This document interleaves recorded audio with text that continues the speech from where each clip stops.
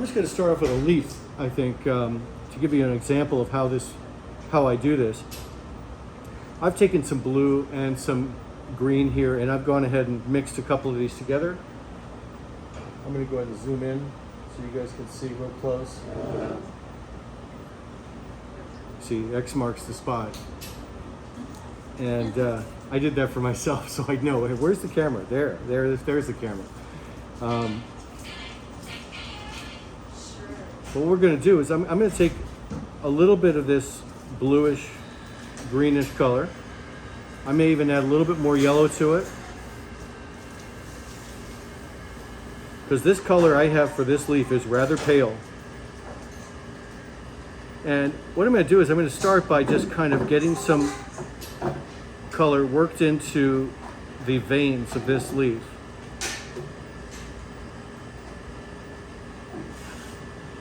And around its edges especially.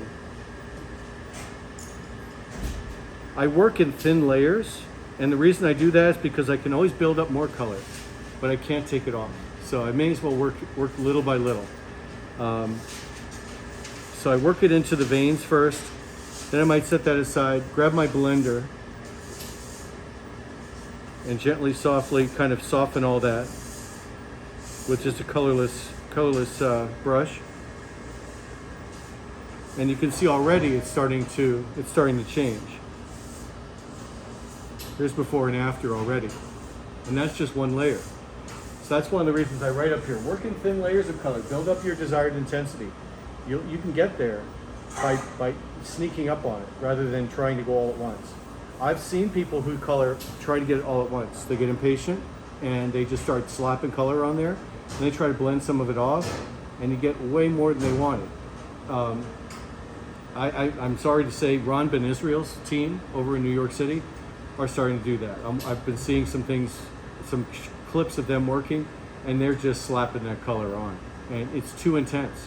It wasn't always that way. Ron Ben Israel's team used to do subtle work, really beautiful subtle work, and they still do, but for their general daily work, I'm noticing they're starting to get a little more impatient.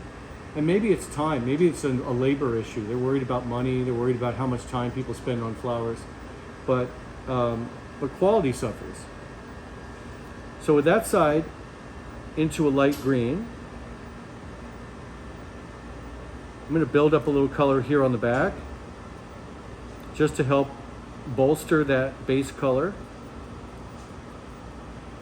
And I'm noticing that as I'm going here, the veins are starting to emerge because they stick out and they grab onto some of that color.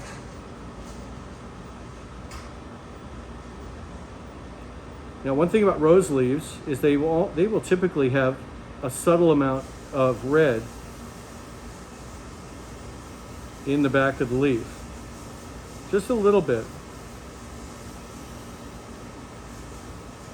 So I'm going to put a subtle amount. I really brushed this red out so it wouldn't leave much behind. There's very little pigment in this brush right now. Back to my green to help blend that a little bit. And I'll come back to this and do another layer because I'd like to get a little bit darker colors in there and help bring out the definition. But again, here's back of the original and back of the new one. And it's pretty amazing how it comes to life. So already this leaf is starting to really improve quite a bit. Now, when I want to get a little more intense, I'll grab a little bit darker green. I test it quick before I go and use it, but then I'm going to go right down here in the center vein. Just in those crevices. Maybe a little bit around the edge. And the reason I'm putting a little bit darker around the edge is because I'd like the middle to be a little lighter. The idea being that it creates the impression that light is shining on it. So if I create that illusion that light is shining on it, then there'll be lighter highlights of that lighter green showing through. The darker will be around the edge where there would be naturally shadows. Blend a little bit with a colorless brush just to soften anything that's forming in the way of lines. I don't want to see brush marks, right? I want to make sure that it starts to take on a life of its own.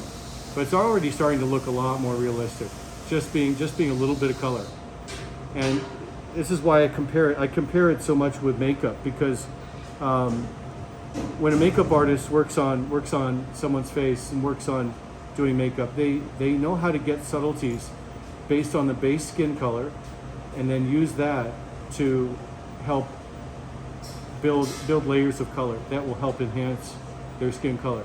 Obviously, everybody's skin tone is slightly different.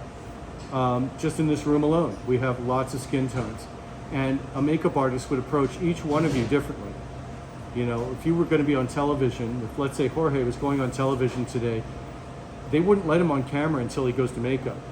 They would come along, they'd hit all the areas that shine with some basic foundation to help get rid of shine, and then they would look at his skin tone and start matching a palette of makeup that would work with his skin tone. And that would be very different than if I was going on television. They would have a whole different approach because my skin tone is so much different. I'm looking at this the same way. You know, I'm looking at that base color and how can I make that, use that base color to come through and use it to make this look the best it can. Now, if I'm going to work with a flower, let's start with this. I'm going to start with this little yellow rose. This rose is pretty darn yellow. So one of the things I'm going to do is I'm going to take a little cornstarch here. I'm going to have a little cornstarch on the side with a brush that doesn't have really any color to speak of in it. And I'm going to use that cornstarch just to kind of tone down some of this yellow a little bit. And all it's doing is it's just getting in the pores. Now, I'm doing this because my yellow is so intense, but like Trupti's are white. She wouldn't need to do this necessarily because she doesn't have this intense color. But as I mixed this yesterday, I realized, wow, this stuff's really bright. Not that roses don't come like this, but by adding this is sort of like, well, in the terms of makeup, this is like adding foundation. It just helps to even things out, helps to just get the skin tone where you want it, to a starting point, you know, and then they build from there. This also will take some of the shine off of the surfaces. So I'm not really being really exact about this process with this cornstarch because it's going to be invisible.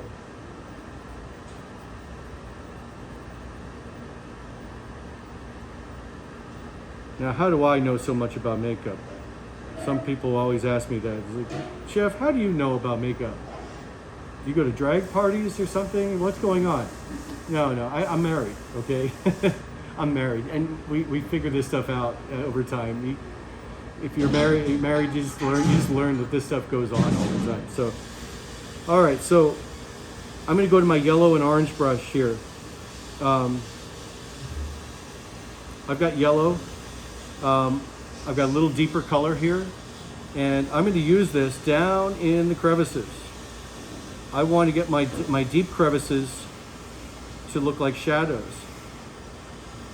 Now, I know people, I was in art classes when I was in college. I know people who think shadow, okay, add black. You ever look at a shadow? It's not black. It's a color, but it's just a darker color. If you look under your tables on the shadows, everything still has color. It's just got a little deeper colors because it doesn't have direct light on it. So that's why I'm using a little bit of this deeper yellow, a little bit darker yellow as a way to enhance the shadows way down in the crevices.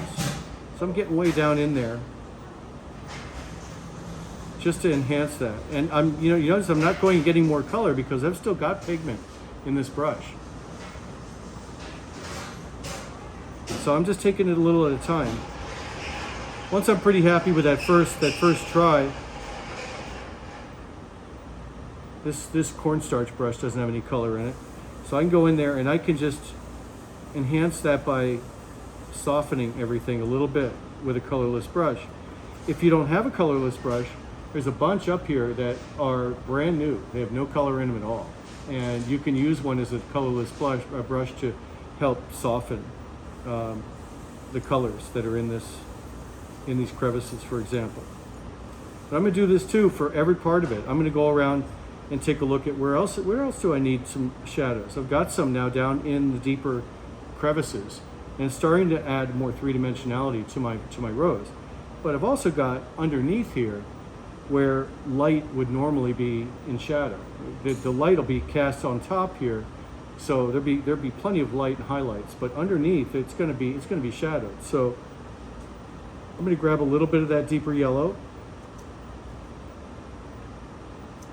test it on my palette to make sure I don't have too much loaded, and I'm just going to start to add a little bit of color underneath. I don't want this to be really, really garish. Just like if you put, you ever go out somewhere and see someone has too much makeup on? Yeah, anybody can tell right away. They look like a clown, right? They got way too much. And some people just don't know. They just don't know that they have too much on. But I try to avoid that with the flowers too. I try to make sure it's not garish, it's not too much. So I'm building a little deeper color down here. And underneath my petals, in the little underneath part of my curled part of my petals. And I take my time, you know. I want to get this to look really nice. And in order to do that, it's going to take some layering and some time to do it. But, you know, if I put on some good disco music and we just relax and just take your time, it's, you know, it's a nice methodical activity. So blending again, okay, back to blending. I put some color on, I come back to my blender. The idea here is just to soften those strokes I just put on. And then I'll take a good look at it and see what else is needed.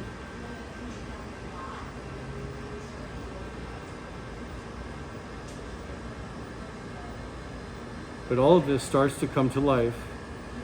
Now, with a yellow rose, some people will say, well, you know, I like that particular variety of rose that has a little bit of red on the tips of the petals. And hey there. Oh, you have a canopy for me? Yep. Thank you so much.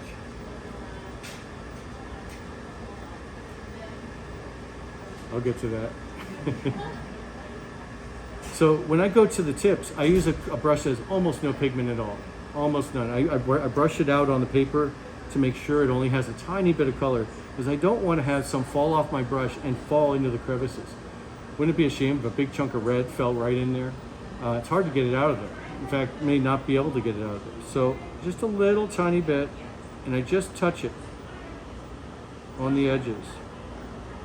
Let's see if I can make sure this is all in focus.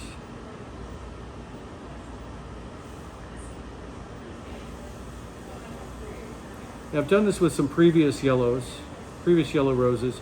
Just a little bit of red, just a tiny bit. And of course, I'm going to come back with a blender to soften everything. Now, it's been humid this last 24 hours, and you're going to notice that some of your petals are still soft.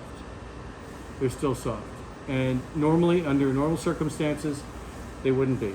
But it's been humid. We've had constant drizzle all through the night. Humidity's been up around 96 to 98%. And that's, even though you would think in the building it's not going to be as humid, but it's more humid in here than normal. So because of that, the flowers have not dried quite as much. So I'm just being careful, and I don't exert too much pressure on anything, because I notice, like this petal, I'm able to move it. It's still soft. So I don't want to distort stuff and get it, you know, and do damage. But all I'm doing here is just going along the edges of each of my little petals here and giving them a little tiny bit of color. I don't know about you, but that's really starting to come to life. A little colorless blending. if you do distort one, if you do bend one over a little bit, just gently bend it back, these will dry more as the humidity drops. I think this cold front is going through, and behind it usually some more dry air from Canada. So that means that, you know, in a day or so, these will dry up pretty good.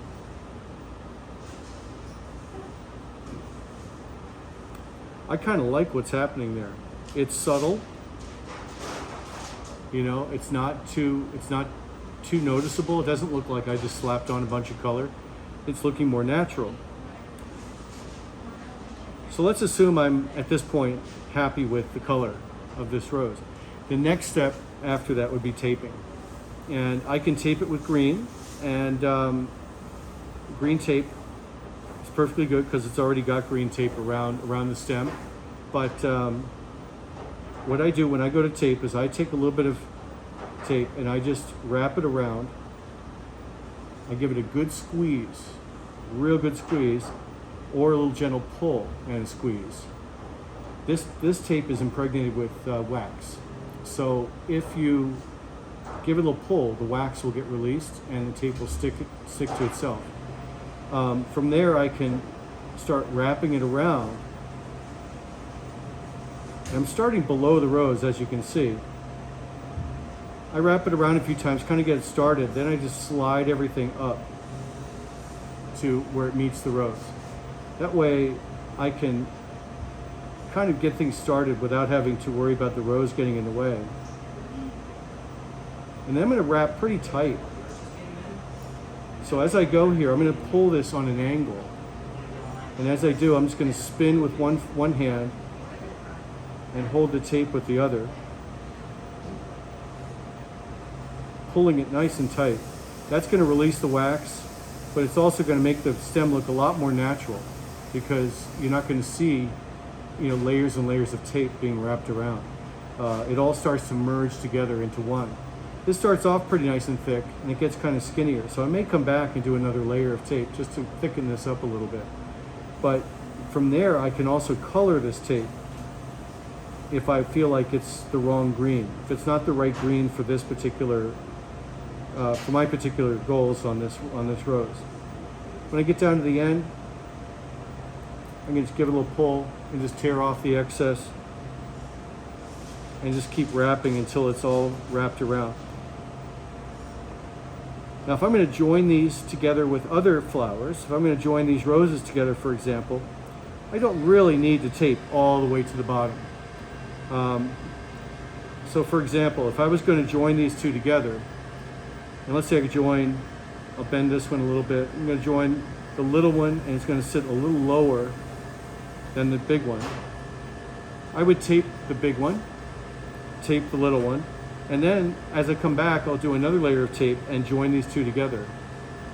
And then let's say I wanted to add a leaf, I would tape this leaf and get that stem taped, and then I would add it in here and tape from about the bottom of the leaf on down and join that all together. So everything starts looking really natural. And like in nature, you would never see tape, of course, and leaves just emerge from a stem. And we want it to look like it's emerging naturally from the stem. So right now it wouldn't look right because this leaf isn't taped, but if it was taped at a proper thickness, it would look like it's just naturally emerging from this larger stem. The way I wrap these oftentimes is very similar to how someone wraps an ankle after someone sprains an ankle. You ever seen someone with like wrap tape around the ankle, or how boxers will wrap their hands and wrists with tape? They go around. They'll go around, right? But then they go around each finger, in and out, in and out, in, back and forth, back and forth. They get everything kind of integrated. And that's what I do with this. I'll go start the tape down around, I'll come down below a leaf, I'll wrap that, and then I'll come back around the leaf stem to make it look like it's really joined with this stem. So again, trying to make it look as natural as I can. The idea is just to, you know, I guess my philosophy toward doing all this finishing is to get it as botanically correct and as natural looking as I can. Of course, it's slow work at first. but as time goes on, you get better and better at it. Chef Jen sometimes will just say, "Hey, can I get you to help me tape stuff?" And she'll give me like 50 or 60 leaves for all like this, all just with little stems for like eucalyptus, and she wants me to join them together so they're opposite each other like a little eucalyptus branch. And I'll just start banging it out, taping each one, start joining them all together, and before you know it, I've got a stem maybe a foot long of eucalyptus, and I'll do 5 or 6 of those for her. And that's what she needs for building up greenery in between her flowers so that it looks nice and natural. And but taping is one of those things that takes time, and she knows I'm pretty fast at it, so she just says, calls me and just says, "Need you to tape, need you to help tape." But you'll notice as you're working, your fingers are going to start feeling waxy. You're going to start feeling it because the wax that's in here will start to leave a residue on your fingers, and that's normal. It just washes right off. But to give you an idea close up how this tape looks, right now it's just the way it is. If I give it a pull, you can see how it lightens. That's the wax that comes out. It stretches quite a bit, to a point, of course. It will tear if you pull too hard. But it really does stretch quite a bit, and that stretching is a really nice quality of the tape. Now, if you're not crazy about this Nile green at all, and you say, "That's just not my color at all," go for white tape. Now you can go with a brush and you can color that tape any color you want. You want yellow stems? Go for yellow stems. You can use white as your base color, make a yellow stem. Or like I said with brown, if you wanted to make some little twigs and little branches that have nothing on them maybe, or you want to connect them together so they look a little bit more like, let's say, Japanese cherry blossoms with little brown branches, start with white, make them brown. And you've got something that's your color, right? Rather than something that is predetermined by the factory. Because this isn't really the best green in the world, I have to admit. It's not the best. It's just a green. It's a good base color, but I'd say that's about all I can say for it. The white, on the other hand, gives you ultimate flexibility.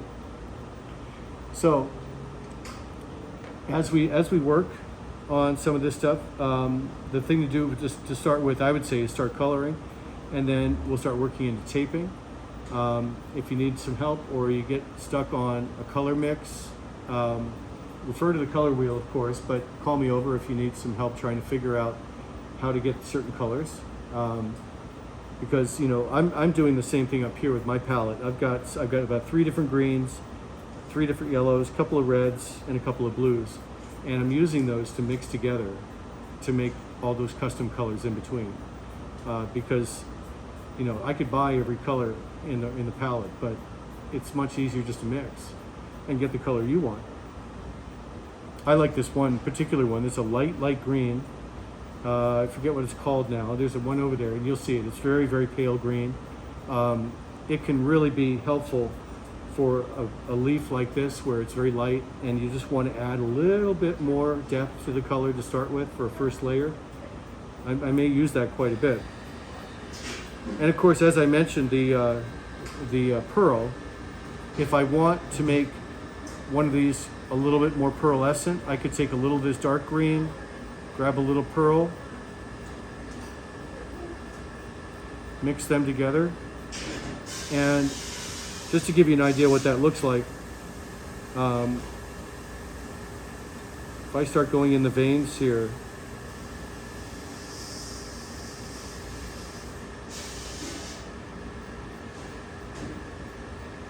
if you look really close at it, you'll start to be able to see that it shimmers just a little bit.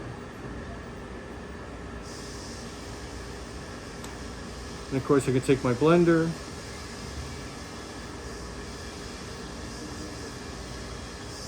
soften things down. I noticed that in this particular one I got a little darker on this one side, so I may go back on the other side and give that a little bit more attention. But if I look really close at it, if you look back and forth, it does shimmer. It has a very subtle shimmer. It's not big shimmer like glitter. That would look gaudy. This is very, very fine. I don't know if you've seen the news lately.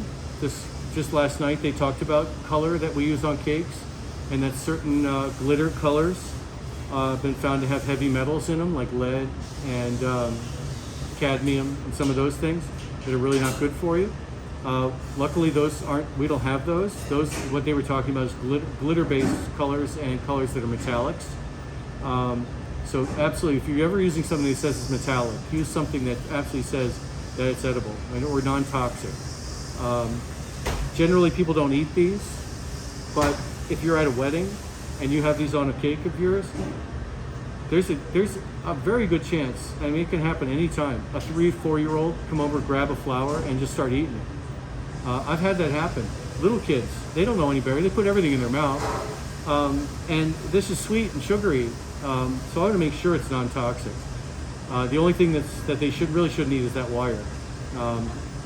But if mom or dad are around, I'll just let them know, just be careful of the wire. But he can suckle on that all he wants, like a lollipop. It won't hurt him. Because I've had 3 and 4 year little kids, little flower boys, flower girls, things like that. Just grab a flower, come over and ask if they can have one, and then I'll give them one, and they just love it. They just think it's the greatest thing, that it's sweet and they can eat it. But I just want to make sure. That's why I don't use that kind of that metallics and stuff a lot. But if I do, if I buy them, I make sure they're edible. Most adults won't eat them. They're pretty hard, crunchy. We got a lot of better things to eat. But 3-year-olds don't know any better. So it's just something that I became aware of when I watched that news coverage last night. I was like, oh crap! I better check all my colors to see that they're not falling in this category.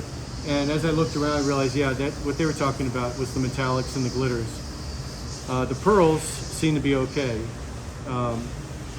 but all my jars here will say on them non-toxic, so that's important. So, any questions before we get started? For those of you guys who just came in a little while ago and didn't see me setting up, you can see I just grabbed a piece of parchment as my workspace. I've got a couple dry towels here, one of which I'm using for color, just to get color out of brushes. The other one is to put my flowers on, a soft place to put my flowers so it doesn't get damaged. I put little bits of color on my palette. I don't need big whole jars, right? I just need a little bit of this or a little bit of that to do the job. And while I'm at it today, I'm going to color these, but I'm also going to take a look at some of my older ones. My older ones are getting sad. Some are getting chipped and broken, beat up, dusty, and the color's fading, so I may enhance some of these on camera so you guys can see me doing that. This one used to be white with a lot of yellow shadows. The yellows are starting to fade, not looking so hot anymore, and so it's time to refresh.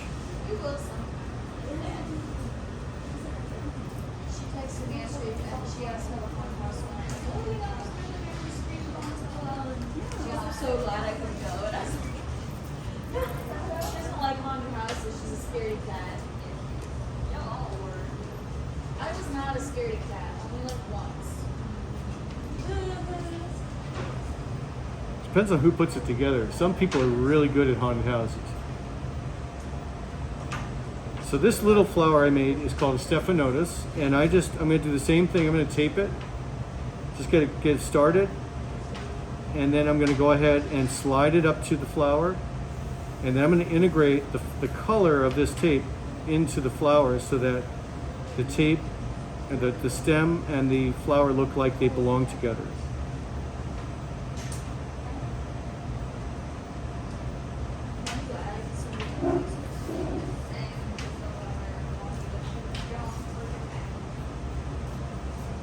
Now this little flower is an example of something I'm not going to bother taping all the way down because I know I'm going to be incorporating this into a stem. So I'm just going to leave that part at the end there untaped because it's just going to be covered up by other tape anyway. So I'm just going to tape part of that stem. And then when it comes to color on this one, I need a green that has a little more intensity. So I'm going to add a tiny touch of yellow to it, get a little more intensity.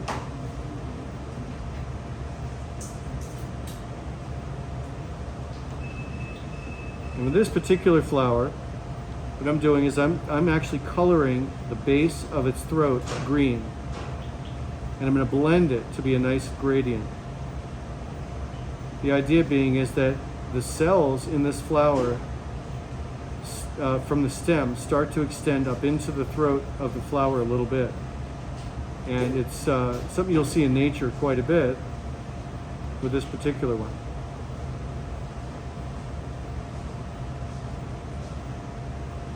And then of course I add a little color to the stem to make sure they match. With this particular flower too, it's very common to have a little bit of pollen in the center. So this was just white in the center. I'm going to take a little bit of the pale yellow, even though there's no stamens in here. I'm just going to do a little dot of yellow in the center of this flower. It just adds a little bit of lifelike quality to the center of that flower.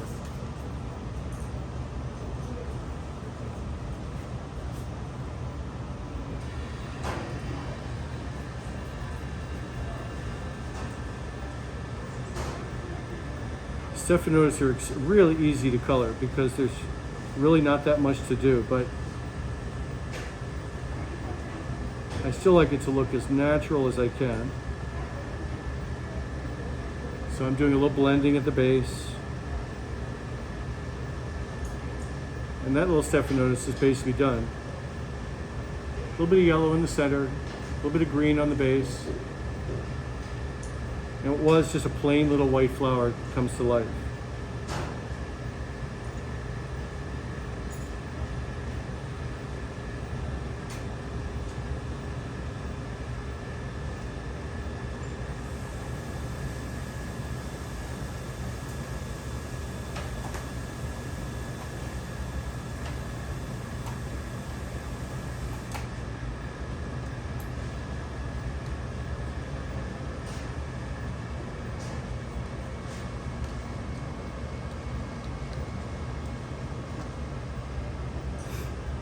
Okay, so we got that Stephanotis done. I'm going to go ahead and tape a leaf that I made yesterday, and again I'm going to start just a little below the leaf, give it a good squeeze so the tape sticks together, and start to roll it. Some people find getting the tape started a little bit difficult.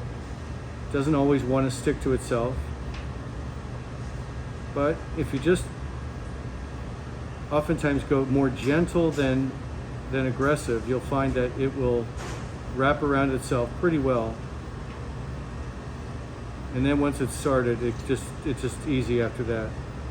I typically use my left fingers to rotate it and my right hand to pull the tape tight, but you can do either hand, whichever works for you.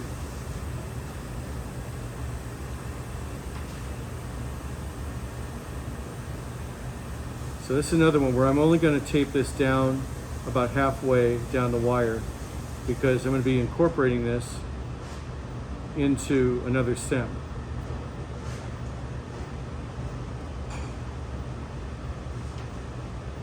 So a little piece of tape.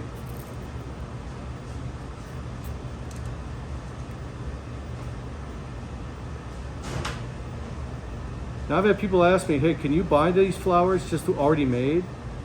Sure you can. Sure you can. For everything that's hard and time consuming, there's a solution in the world of baking and pastry. The problem is that if you buy them pre-made, they look pre-made. They all look exactly the same. Exactly the same. So what if you start an Etsy shop where you sell these? That's a thing. You could do that. Right? Yeah, you could. And you'd want to like, get it, do it to order, for, and Etsy's all about handcrafted. So,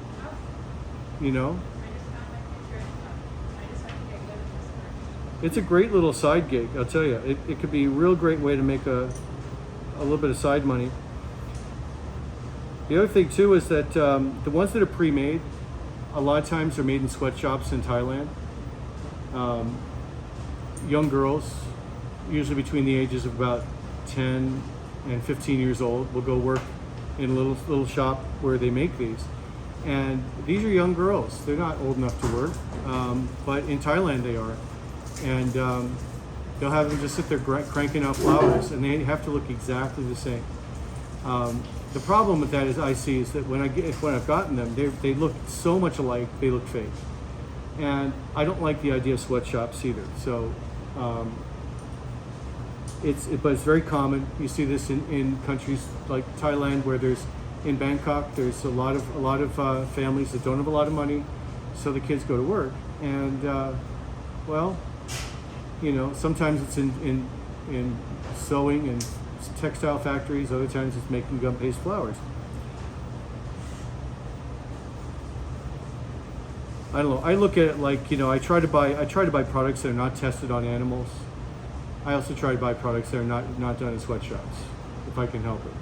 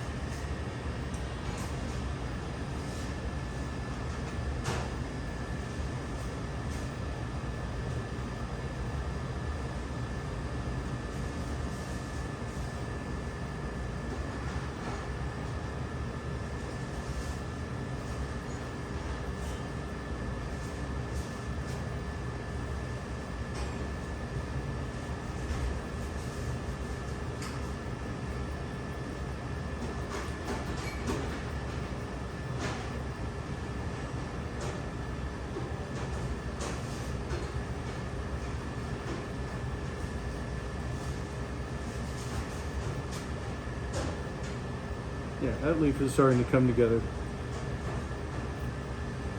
I'm going to set those aside for a moment. Go back to my second rose. Again, grabbing a little bit of yellow. Something a little deeper than this existing yellow. Actually, maybe grabbing a little cornstarch first.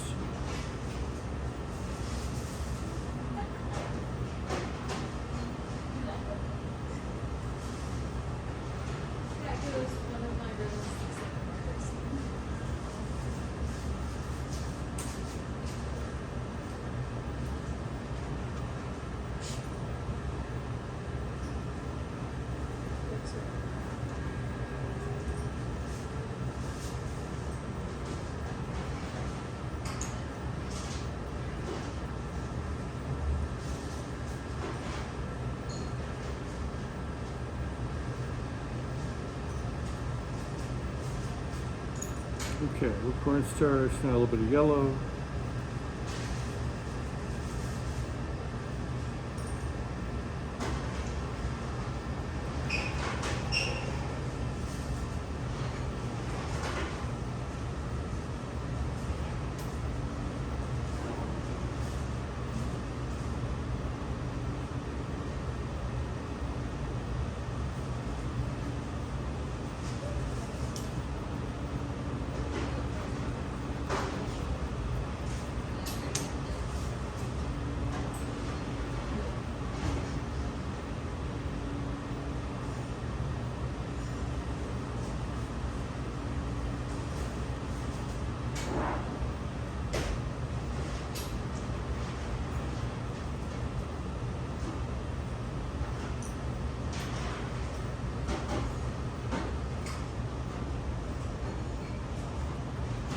Yeah, so when I'm having to make a lot of flowers, a lot of the time I'll make a bunch in one day and let them dry overnight or a couple nights, and then come back later and do all the finishing work.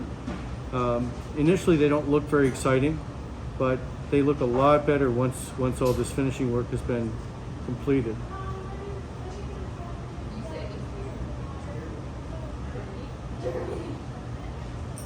Mine has some fuzz. I like looking at it.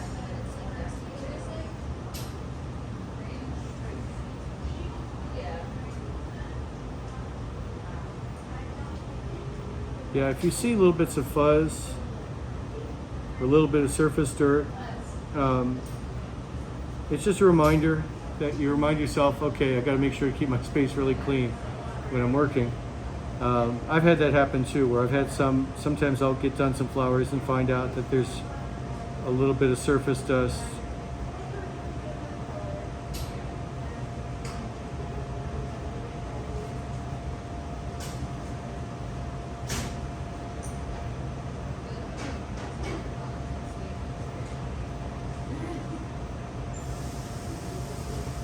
Oh my gosh.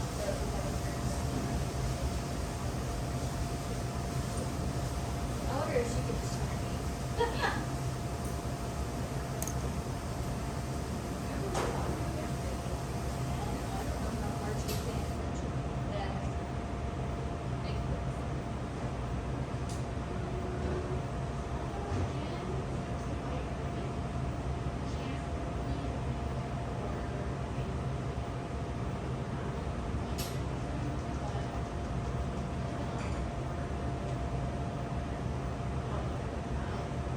Taylor, this is all you for the Etsy shop business. My hands are way too shaky.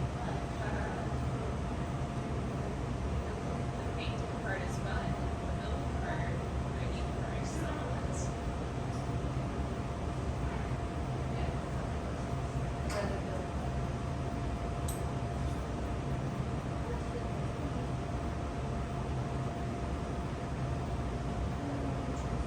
Well, next block, you guys are going to get so much better at doing flowers. Do we do more in basic baking? Yeah, by far more than you would in advance. She really has you make quite a few, and you get a lot of good practice. But with different types of flowers too. I mean, she'll do the rose again, but there's also hydrangea, freesia. I'm not sure if she has you guys doing peony in basic. Peonies are pretty involved. No. Yeah, it's pretty involved. I mean, there's when I do a peony, there's a minimum of 38 petals. That's the starting point, and they can do more, of course, but 38 is always the minimum starting point, and that's a lot of petals. Just around the center, just around my center, I'll have 8, maybe 10 petals to start with, and then I build my second layer, and that's about another 12 or 15, and it just keeps building from there. But peonies are amazing. Now, of course, freesia are kind of small. I noticed that last night in the wedding cake class, they wanted her to show them how to make a dahlia. So she wrapped it up here, but this is a dahlia. Oh wow. And this looks like the real thing. I mean, it looks just like a real dahlia. Now, how many petals are in there? Quite a few. Quite a few in there, but it actually goes together easier than it looks. So she'll wrap soft wrap around with plastic wrap, acts as a cushion, and it allows it to dry, but at the same time minimizes the chance of bumping or damage or anything like that. Whenever I travel with these, I always wrap them up loosely with a cushion of plastic wrap. And a lot of times she also has foil in here, so she has foil underneath it to act as a support for the underside. But she clearly also used different color gum paste. She used a lighter color in the outer petals, a little more intense color in the inside. So it's a beautiful flower, and I would say it's more advanced. It's definitely a more advanced flower. But once you get familiar with the material becomes easier and easier to work with. Learning a new flower is much easier when you've already done it for a while. It's sort of like, if you learn Italian, and you really put the energy in, you learn Italian, learning other languages suddenly becomes easier. Suddenly it's not that hard to pick up French or pick up some Spanish, any of the other Romantic languages, because they're all based on Latin and they're all the same family. But your brain is also more used to learning those new words. And Gumpaste is somewhat similar that way. You start getting good at it, you start spending more time with it. And taking on a new flower is much less daunting. It doesn't feel as scary.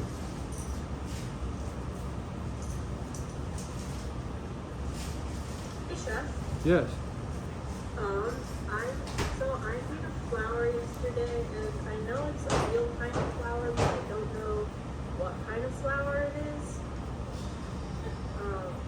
I can show it to you. Sure. I don't know.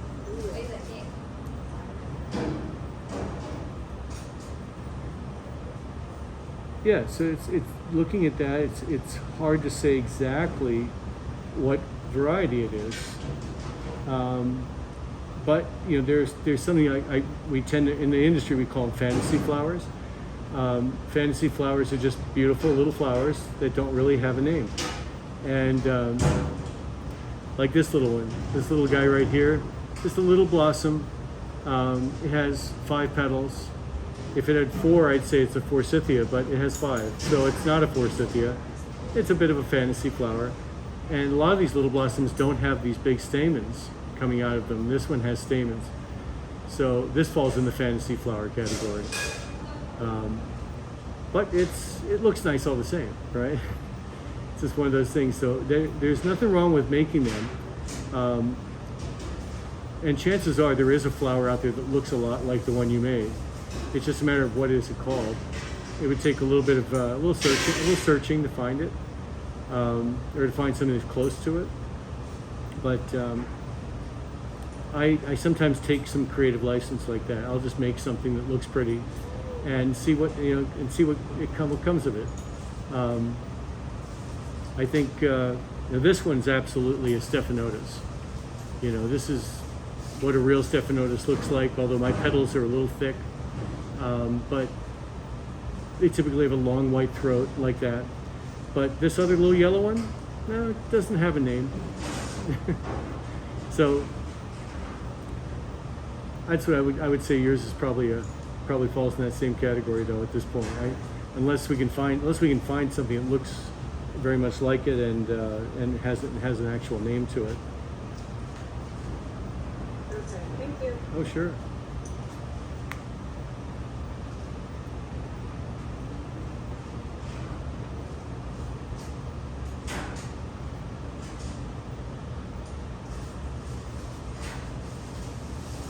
I'm moving my computer a little bit so I can see if I can plug in sound, because I think we need a little bit of music. Yes.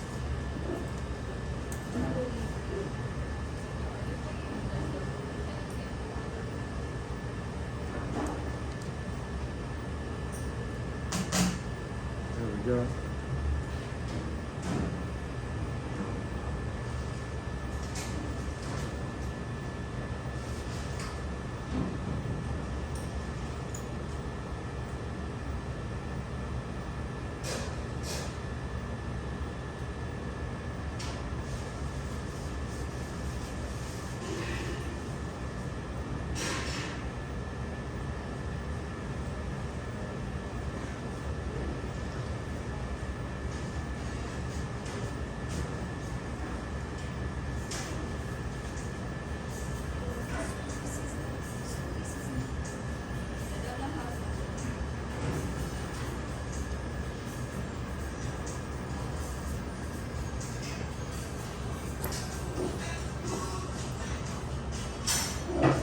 Okay.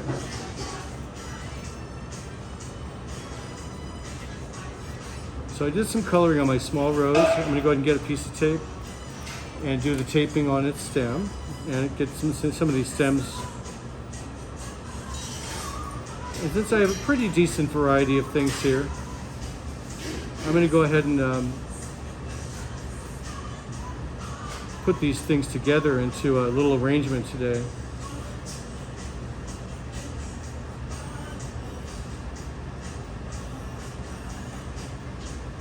So as I'm taping here, I'm starting fairly thick up here at the base of the flower, and then I just I pull on an angle, and I just pull that tape down on an angle, and as I turn, I'm giving it a good tug so that as I turn, the wax that's coming out of that tape is sticking to the tape underneath. We're getting a really nice, smooth looking stem.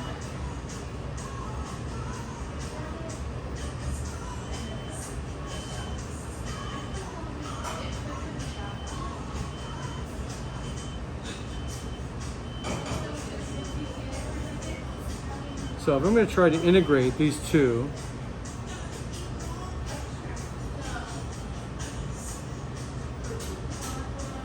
the good thing is they're on wires. So I'm going to bend the wires a little bit so that I can easily bring them together without them clacking against each other and causing damage.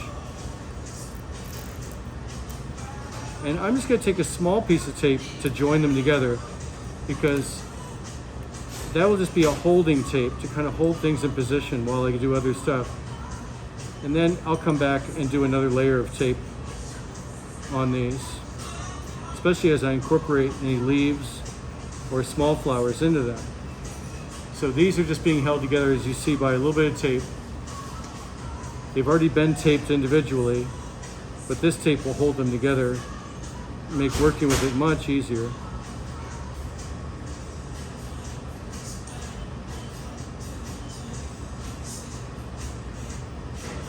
So my stem will get pretty thick by the end.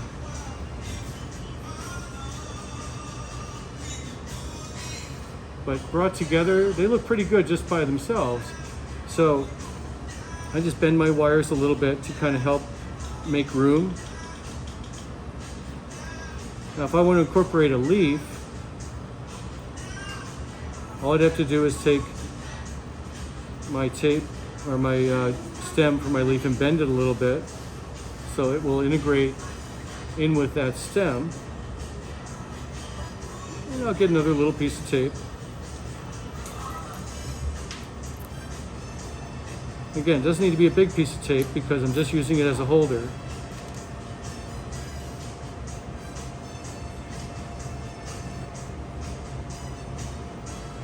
So I'm going to wrap that around, get that leaf attached. Like I say, I'm going to wrap this down and around, and a lot like an ace bandage around someone's injured ankle.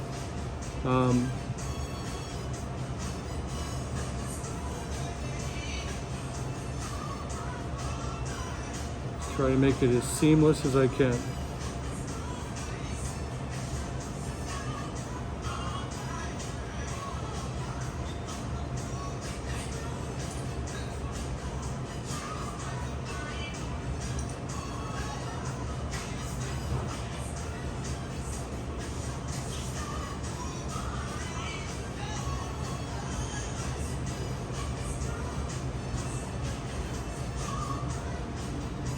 Now when I incorporate things together, one of the things I think about is this going to be a stand-up arrangement or is this going to be a lay-down arrangement?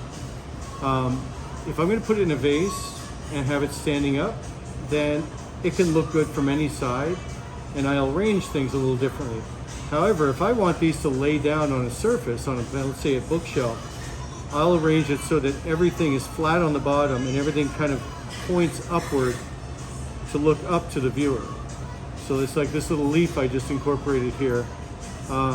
It's incorporated into that stem.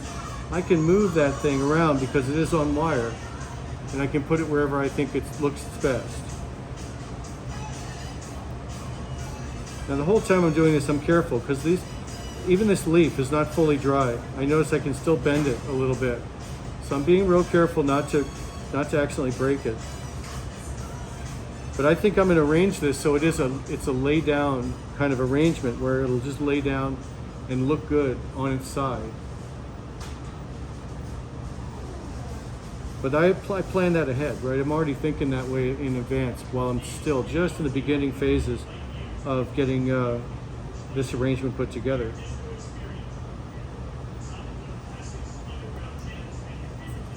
So the other leaf, figure I've got one leaf for the big one. I'll put another leaf next to the little one. Just get a little piece of tape. I'll bend my wire just carefully so it will sit just right where it needs to be.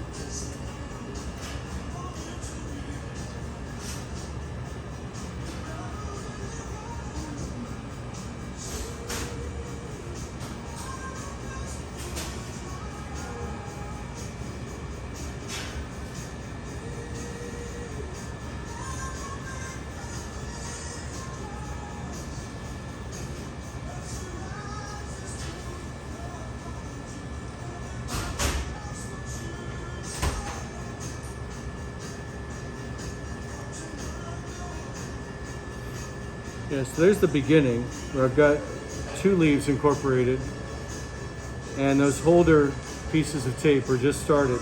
Now I'll probably come back and do another layer of tape just to make sure everything looks smooth. But for now, it's looking pretty good as a beginning.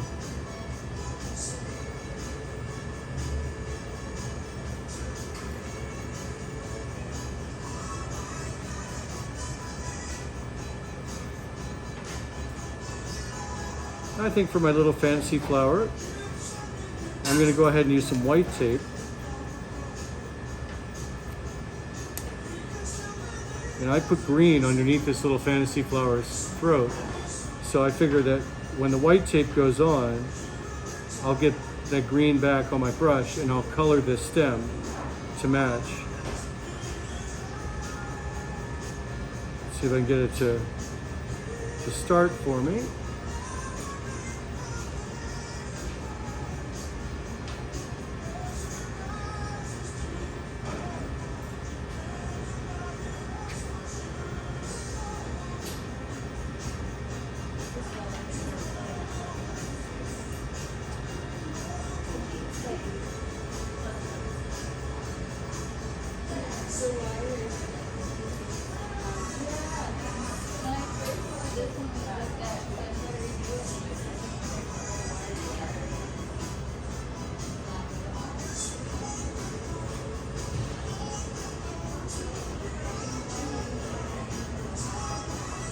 Oh, and by the way, never spill this color on the floor. One year, somebody accidentally walked past my table and I had a jar of yellow wide open. And something happened and it flew off the table and we had a streak of yellow on the floor. And we used deck brushes, we used mops, we could not get that yellow off the floor. It took about 3 or 4 months to wear it off the floor. Yeah, it was in there. It got in every little nook and cranny, every pore of the floor. And it was yellow, a streak of yellow. It was like someone came in and put like they spilled paint in here or something.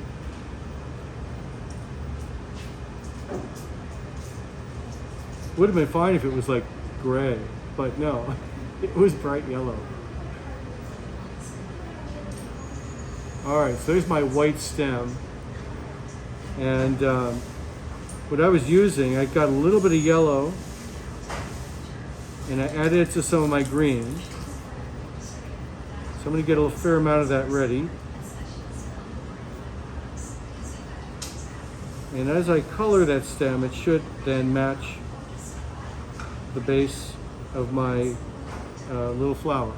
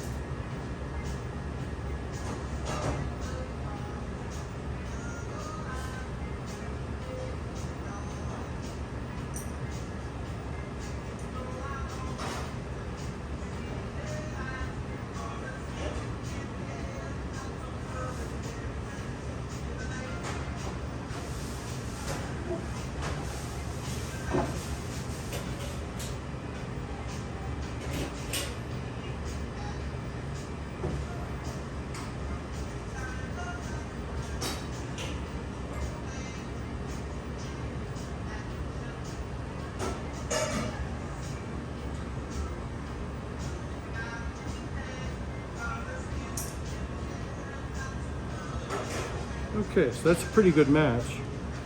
And I didn't go all the way down because I figure I'm going to tape this into the stem somewhere about 2 inches in. So I don't need to tape, I don't need to color the whole thing. But it does a nice gradient transition from the green base of this flower right into the stem. And looks pretty natural.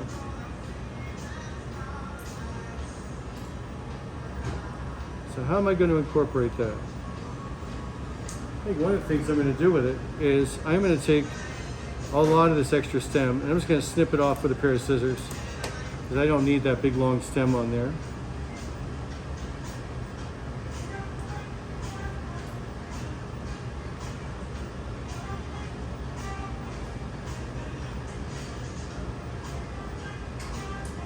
Yeah, I think that would be probably a good placement.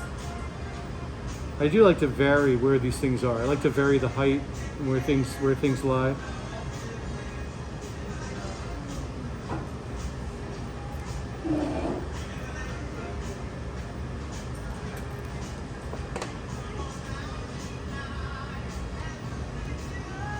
Do you need that speed rack?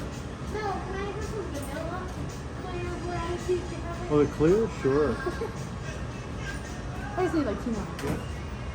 Perfect, thank you. Sorry, when I interrupt your class. No, it's all right. Did it anyway.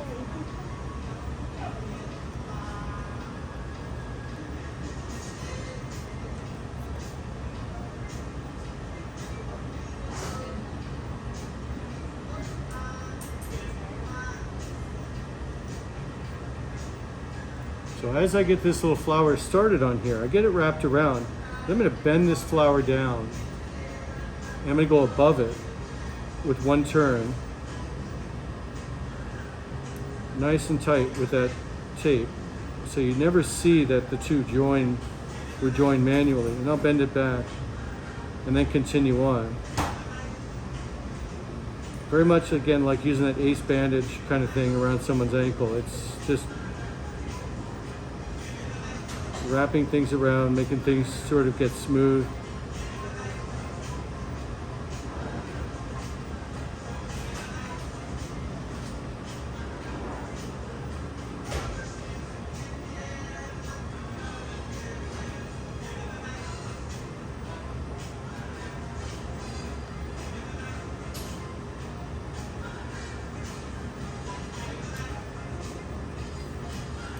So it's starting to take shape.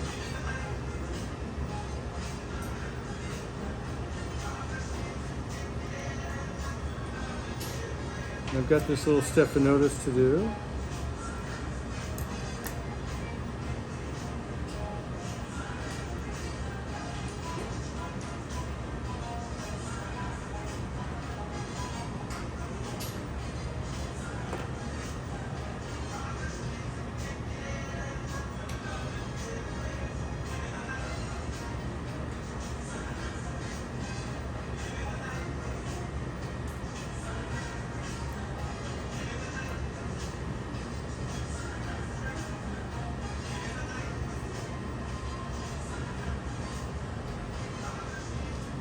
Yeah, so I'm going to follow that same procedure with the stephanotis.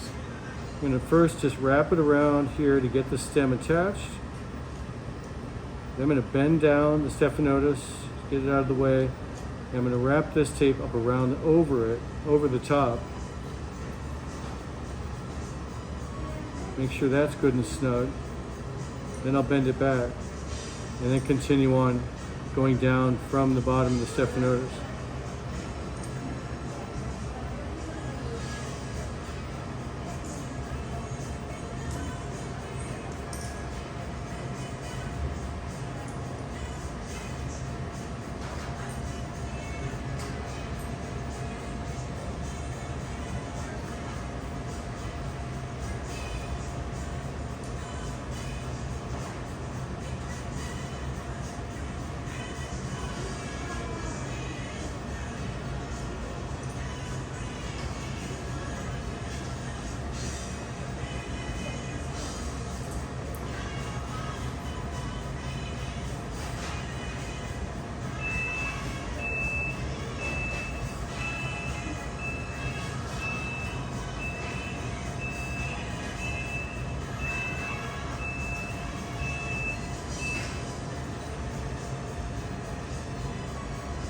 Now, as I look at this flower arrangement, I look at it and I say the leaves are definitely standing out as being unfinished. They don't look like they're done. So I think what I'm going to do is I'm going to bend them away from everything else a little bit. And I'm going to do a little more coloring on the leaves because my leaves clearly look pale and unfinished. But that's okay. See, I can see that right away, and I say, you know what? It needs more work. So because they're on wires, I can carefully bend it away and just work on one flower at a time.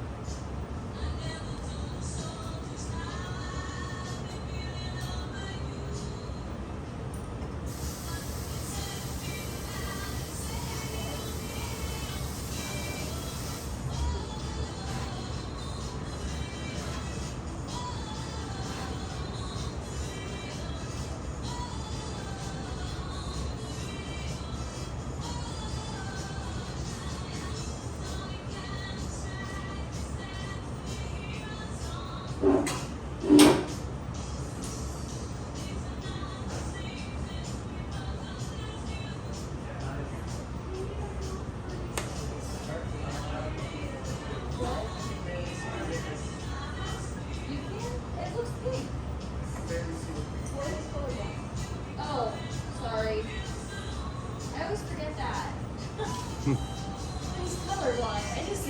Oh, you're colorblind. Oh. Well, when you're colorblind, are you red-green colorblind? Yeah. So yeah, you just do the best you can then. You know, that's. I had a student who was red-green for. He was a culinary student several years ago, about 10 years ago, and he could not see the difference between certain colors, and it just. I said, do the best you can, and his stuff came out okay. I said, just think contrast, and at least the jars tell you what color they are, so you can kind of guide yourself with that.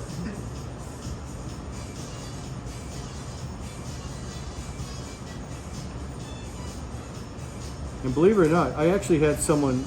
I had a young woman in my class. That was about 12 years ago, maybe 14 years ago, and she was legally blind. Yeah, legally blind, and baking major. So she could see things as long as they were within 8 inches of her face, and they were, from what I gathered, the way she described it, they were kind of cloudy, kind of. There were no sharp images, but she could make out the fact that there were objects.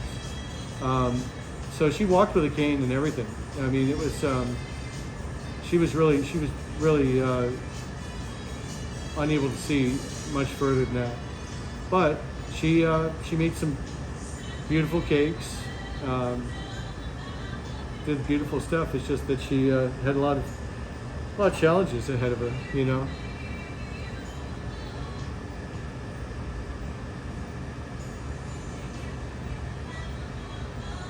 Mm-hmm. When we looked at my initially, I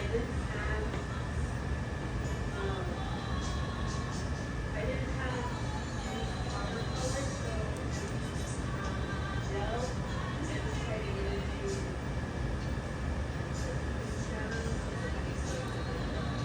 Right. Yeah, for you guys with kits, I wasn't able to put a bunch of powder colors in there.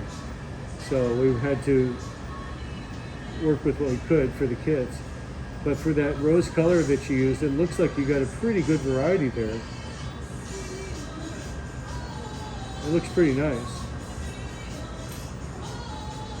And I gave you a roll of tape to work with, and it looks like you've taped some things. And yeah, it is challenging. I think I gave you some rose and some green or something like that. And there's limits on what we could put in the kit. So I thought, well, I'll just, we'll see what you guys can make with limited materials. But as you can see with,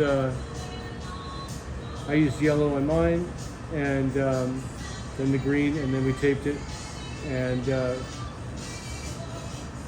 they come out pretty good. You know, these were some of the old ones from last year and the year before. Some white ones I did, and that was always an option too. You could always opt to make some flowers without color, and white ones can come out looking real beautiful as well.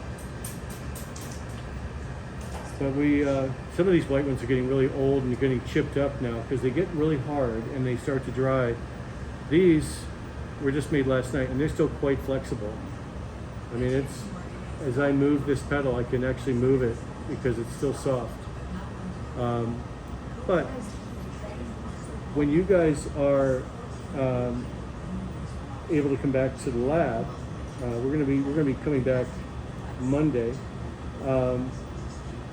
The flowers that you've made should be hard by then. We'll be able to. We'll be working on some other projects as well, but you guys will be able to pull out some of these dry colors and do a little bit of petal dusting to liven up your flowers. So if you want to bring them in, you're welcome to spend a little bit of class time working on that, because like you say, flowers are beautiful. These are a little chipped up, a little beat up from years past, but they really come to life when you add color to them, because there's only so much you can do with just paste color. But when you add the dust color on there, it's very much like using makeup on your face, and that you're using a base color, which in your makeup would be your skin color, and you're just enhancing it with a little bit of enhancement color. So some of these are really old. I think this one's almost 10 years old now. This one's pretty old, and it's starting to fade. The colors I originally put on are starting to fade, and it's getting a little dirty as well. It's starting to collect dust. This one needs a refresh, or maybe it's time for the garbage bin for this one.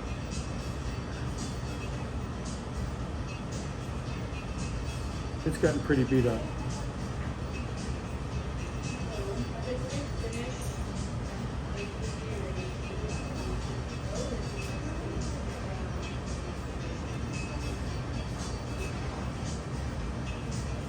I could hear you saying something, but I couldn't quite make it out.